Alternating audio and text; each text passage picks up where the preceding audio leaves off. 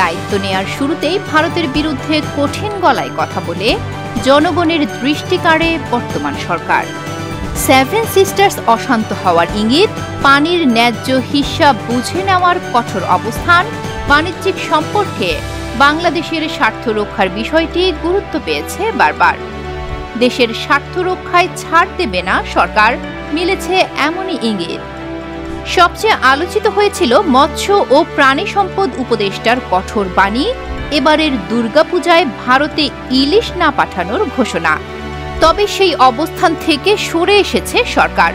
আসন্ন দুর্গাপূজা উপলক্ষে প্রায় ৩,০০০ টন ইলিশ রফতানি করা হচ্ছে, যদিও সাবেক প্রধানমন্ত্রী শেখ হাসিনার সময়ে প্রায় ৪,০০০ টন ইলিশ ভারতে পাঠানো হতো।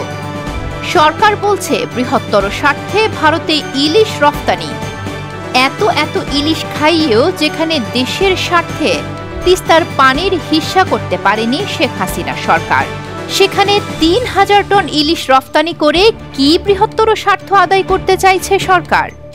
হঠাৎ ভারতকে না চটানোর নীতি গ্রহণ করল কেন বাংলাদেশ? বৃহত্তর স্বার্থটাই বা আসলে কি? ক্ষমতার চেয়ার নড়ে উঠল না তো? নাকি ইলিশের বিনিময়ে শেখ হাসিনাকে ফেরত চাইবে বাংলাদেশ? এও কি সম্ভব?